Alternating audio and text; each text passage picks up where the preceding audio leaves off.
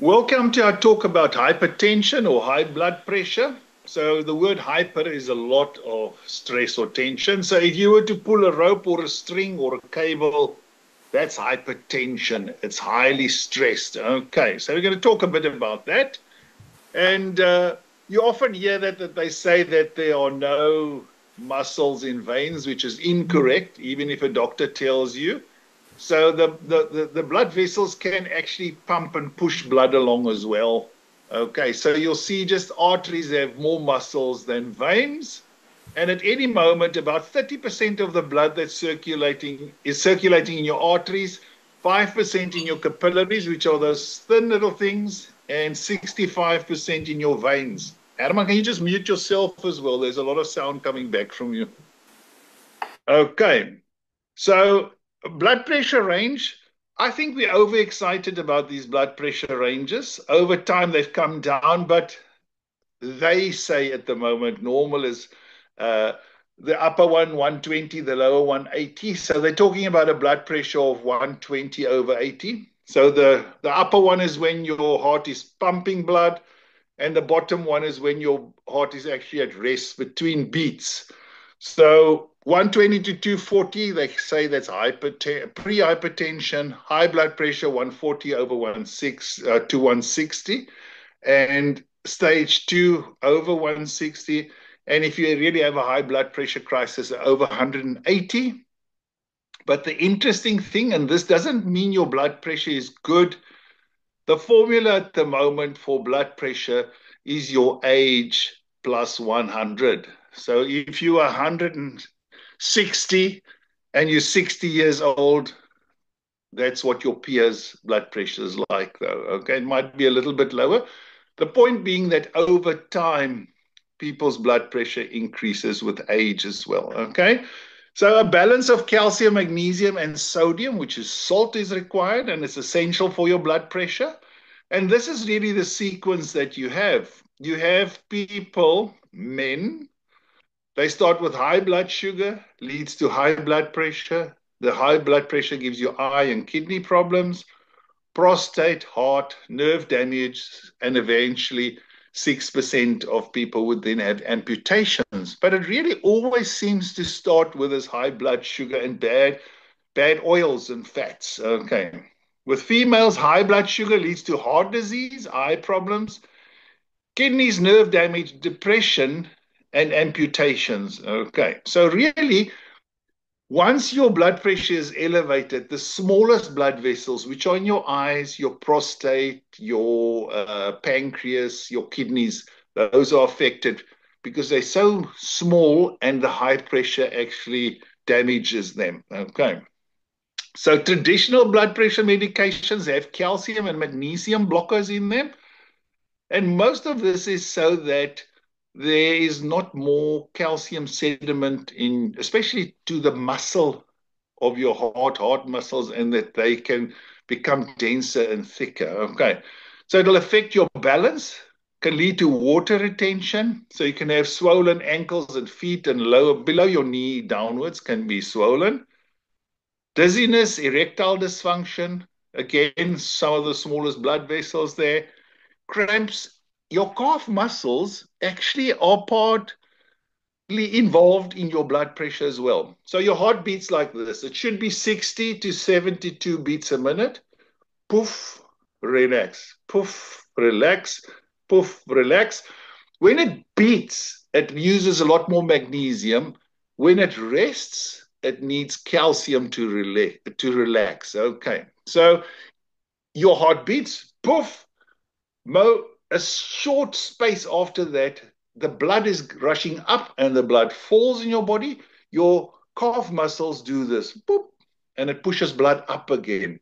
So, lots of people, if you have lots of cramps in your calf muscles, don't just say, oh, it's old age, or think, have it checked out, have your heart checked out. Okay. So, cold hands, gout, cold hands, that's a poor circulation, insomnia, can't sleep well, also shortage of magnesium and calcium, skin rashes, constipation, headaches, heart palpitations. All of these things are symptoms if you're struggling with blood pressure, and especially if you have high blood pressure.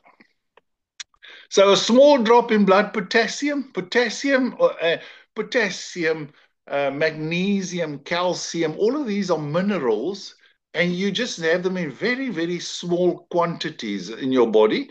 And so a little drop in, for instance, your potassium level can cause lots of other symptoms like constipation, heart palpitations, fatigue. People complain they're always tired, muscle damage, tingling in the fingers and in the feet and the toes, vomiting, diarrhea, respiratory failings. All of these are symptoms that you have to have checked out. But fortunately, you can do a lot about this. So, what is the body to do? First of all to relax a bit. Most of us are too stressed. That's why our blood pressure is high, and the boss is on your case, and the finances are under pressure, and you work too hard, and you don't get paid properly. Okay, so have a bit of fun, laugh, reduce your stress as much as you have control over it. So a lot of that blood pressure is caused not by the situation, but the way you choose to react. Then breathe deeply in through the nose, hold it a bit out through the mouth. You do that for 20, 30 times in a row, and you'll just feel you'll be so out of breath that you naturally would relax. So, walk about 3 to 5 kilometers a day and sleep 8 hours per night. So, and drinking the water, those are free things. You really don't have to pay for them. Okay. Then, food, have more salads, green leafy things. Most people have too much saturated fat, too many fried foods, and too much sugar in any case. So, whole green foods, remember, fruits still contain a lot of sugar, and honey is also sugar. So, really, my maxim here is sugar is sugar. When you're asking those questions where you'd like a different answer and you know the answer is bad for you, then you know what adjustments in your lifestyle you would require. You can make soups and stews, wash and clean the vegetables, get organic vegetables, get all of the food cleaned up before you cook so all the pesticides don't remain in your soups and your stews in any case. Okay. So clean up, take effort with your food. Okay. So good food is good for your blood pressure, and you can go on Google and find out the things that are good for your blood pressure as well: broccoli and beans and Brussels sprouts, proteins and things like eggs. Avocados have good oils, okay? And watch out for vegetable oils, especially when you heat them for frying and cooking, okay? So the bad food, you don't need to be a brain surgeon. The hybridized wheat, the sugar, the burgers, the too much sweet fruits, and all these drinks and pops and alcohol and cakes and things, okay? Then lean protein, things like chicken and salmon, but again, the chicken without the skin, the fish without the batter. Okay, those are the things mostly. The sauces, the things that we add to our food, that's where most of the sugars and the bad oils are in any case. So the more basic you can eat with just a little bit of seasoning, not too much salt, a bit of pepper, few herbs, things like that can be great for you. Then avoid sodium, even Himalayan and Celtic salt. I hear all of these things. Oh, take Celtic salt, put it on your tongue. You get all the minerals and the magnesium from them. But you also get about 40% of sodium, which is bad for your heart and bad for your blood pressure.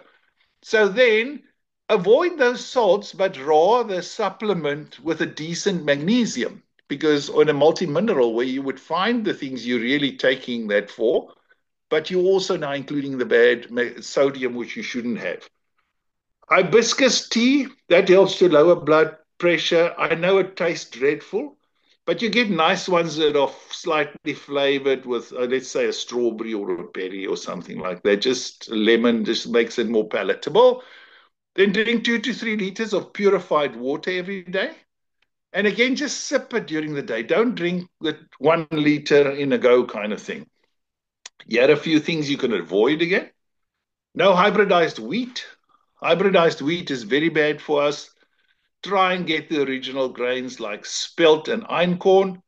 Reduce your red wine and alcohol. Alcohol is also a sugar. So in moderation, or if it's probably still better to have none. Avoid too much red meat. Have red meat, but again, though, your whole diet can't be red meat. Then you'll end with a problem again. Processed foods and things, avoid that. Especially these meats with the preservatives in. They're no good for your health and definitely not good for your blood pressure. The added sauces, sugar, salt, I've spoken about that. And these three vegetables at the bottom, unless a beetroot is a fruit, carrots, potatoes, and beetroots, those are bad for you. And they're going to keep telling you, take the beetroot. It's got nitric oxide. Yes, but it's also got a lot of sugar. So rather take one of the sachets of the drink that would give you the nitric oxide, and you really have to drink it the moment you make it because it's a gas. Okay. Then people say, oh, well, I eat healthy. I take supplements. I don't need any of these things you're talking about. I find them in my food. Well, here's the bad news for you. They did a study in the USA on 22,000 people. They couldn't find one person that had even one, that had 10 nutrients of the 59. They couldn't find one person. And that means we are running our bodies on less than 15% of the nutrients that we need. Okay. So you wouldn't do this to your car. Why are you doing it to your body? Some nutrient studies, this one is the Finnish spinach study. Between 1950 and 1999, let's say 2000, in 50 years' time, vitamin C in the serving, a standard that's bowl of spinach that was analyzed all the time over 50 years, decreased by 60%. And that again, that's in 2000s. That's another 25 years ago. So let's say it went down 60. It's probably gone off again. So we're probably having like 30 or so, or a third of the vitamin C we used to have in 1950.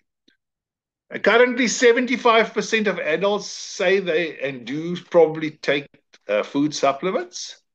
A survey done on dietary supplements in 2018, up to 96% of those sold in the shops and the pharmacies are either petroleum based, genetically modified, or they are synthetically made, and they have been shown to be harmful to humans.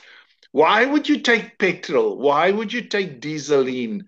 Why would you take anything that harms your body knowingly? Okay, so you have to educate yourself, do a bit of studying, uh, make sure where you source your food and your supplements. Okay, the only supplements that I would recommend, or that we as a group recommend, are non-GMO, natural human food supplements.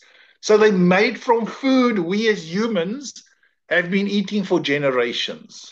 So we're not talking about coral calcium and plankton and fish food and the things from pond slime. We're talking about supplements that are dehydrated food, broccoli, Brussels sprouts, carotenoids, things like that, um, minerals, magnesium, calcium that are from human food sources. Okay. And they've manufactured under pharmaceuticals. So one of my favorite ones, which is great for anybody, whether you healthy or you sickly, whether you have diabetes or high blood pressure, but particularly good for diabetes and high blood pressure. It's called soluble and insoluble fiber. And ours is made from oat bran, barley, nuts, seeds, lentils, peas. So the insoluble fiber speeds up the passage of food through your stomach and your intestines. It adds bulk to the food.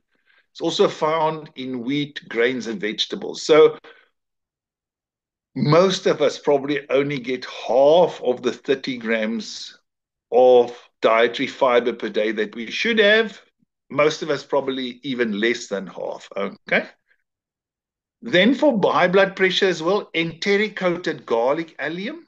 What it does, it actually gives flexibility. So remember, I started with a cable or the tube or the wire or the cord under stress from tension, hypertension.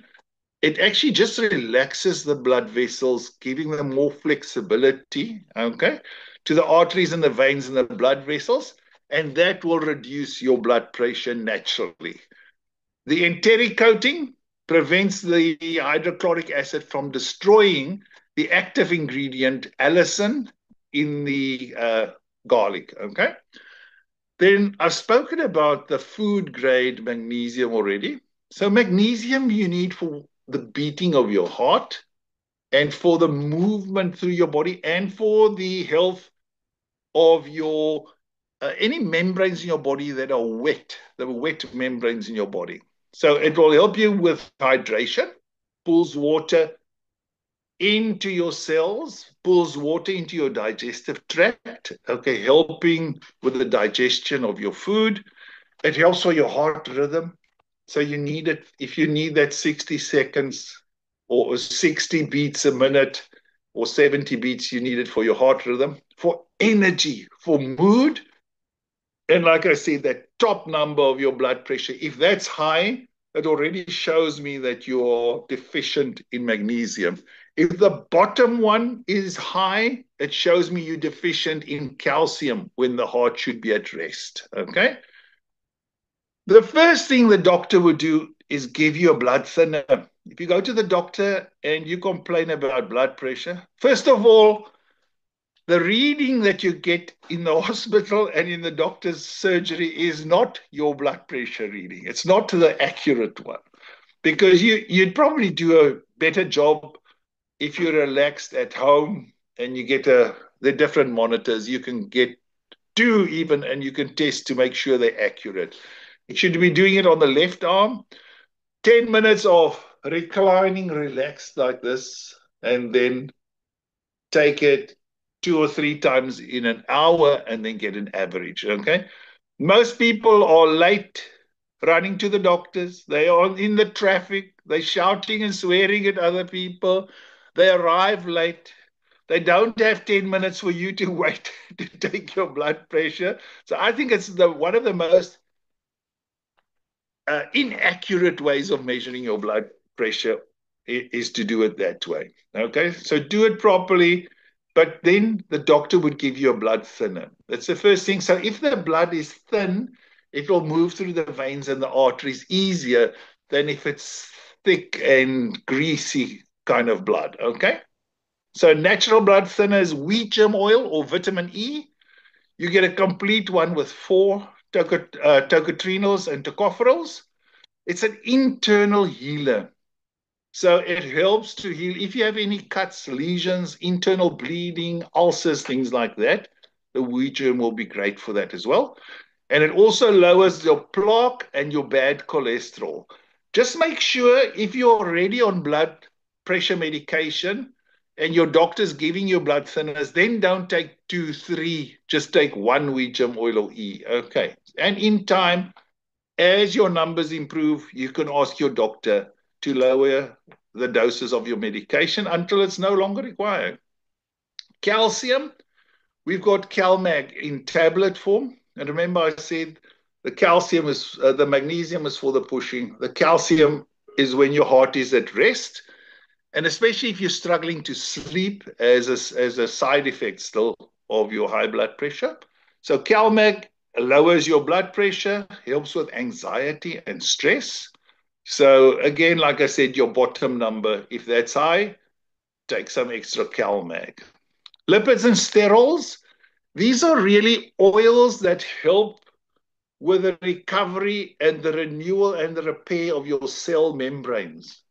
If your cell membranes, they're under stress, they're overpressured, they're over stressed, they're the things that experience this hyper kind of tension. Okay, so low lipid abnormalities in patients with diabetes is even termed diabetic dyslipidemia. That means you don't have these lipids and oils in your diet, and you should get more. So phytosterols, they lower cholesterol, reduce the risk of diabetes or heart disease. It's anti-inflammatory. So a lot of diseases bring heat and pain to your body. So the moment you find, behind my knee, it's like it's burning or it's slightly red, or I have a mark under my, you know, on the side of my chest or at my lower back or in my legs. Have a look at this. You really do then need these lipids and sterols because they make the cell membrane soft and permeable again. It gets rid of that everything that's stressed. If you can take the stress and the tension off, everything becomes more relaxed. The vessels have more space for the blood, and the blood pressure comes down naturally. Upbeat, that's the drink I was talking about, which has nitric oxide from it. And it really, this also is made from beetroot. So there's beetroot in here, amongst other things. It relaxes the tension in your blood vessels. It improves the blood flow, increased oxidation to the oxygenation to the cells. It widens the arteries and the veins. So it gives more space for the finite or the 5 liters, 5.5 liters of blood that you have in your body. It gives it just more space and you know to move in, and that would lower the blood pressure. This is the first little blood pressure video I made long time ago, so I'll just play that to you. I think it's about 5 minutes, and that was in COVID time, so excuse the hair. My daughter cut my hair with the dog's clippers, I think many years ago, just as we came out of COVID. Today we're going to talk about the 90-day blood pressure hack. There are only 3 things you need to know about blood pressure. The first thing that's important about blood pressure is the thickness of the pipe and the sediments in your veins and arteries. So quick idea, if I had a pipe or a vein this size, it's easy to blow through it. A smaller one gets more difficult, smaller. You see my cheeks are going up, and then a very small one. So the smaller the size of the pipe, the more sediment in the arteries and the veins, the higher the blood pressure. Okay, so we'll sort that out. I'll give you the solution at the end. The second thing is the flexibility of the wall of the arteries and the veins. So this one, for instance, it's very hard. So when you put some water through there or you blow, you're blowing against the solid wall. Okay, but like in a balloon, the first time you blow up the balloon,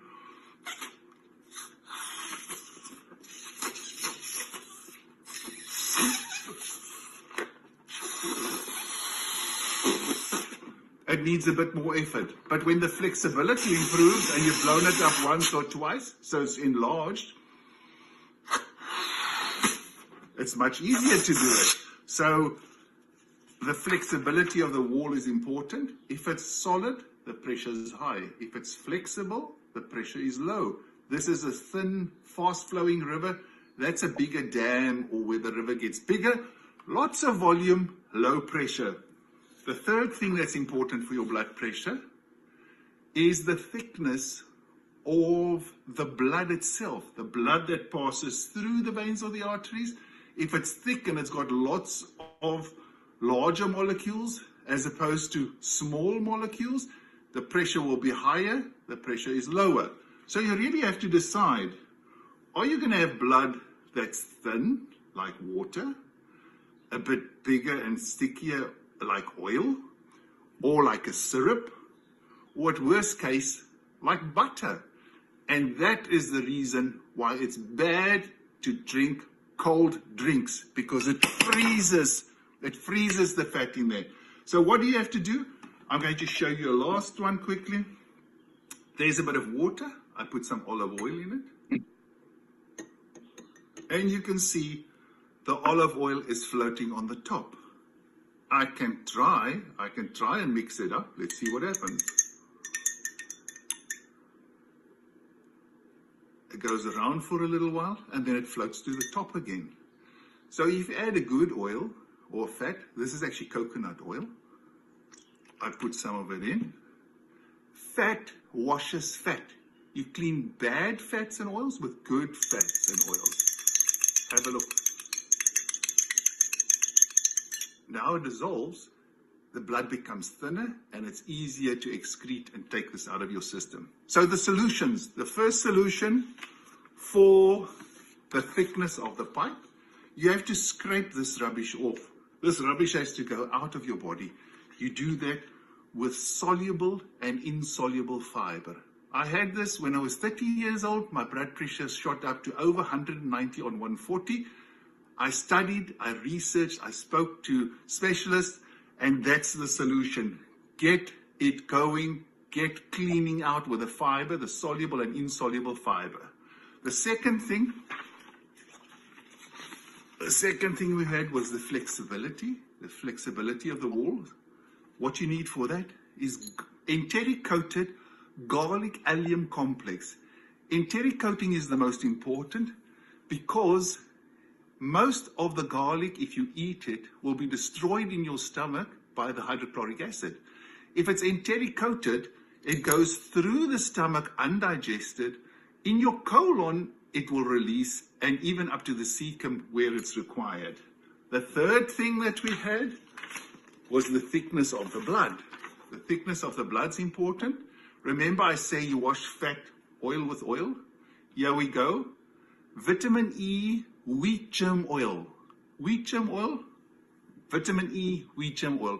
All these products I've mentioned, you cannot buy them in a shop. They are pharmaceutical grade.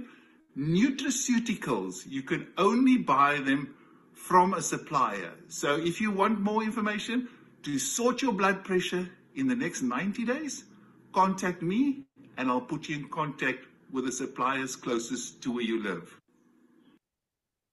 Okay, so I hope that was enough useful information. That's just to get a general idea about blood pressure. There's a lot more to know and to learn.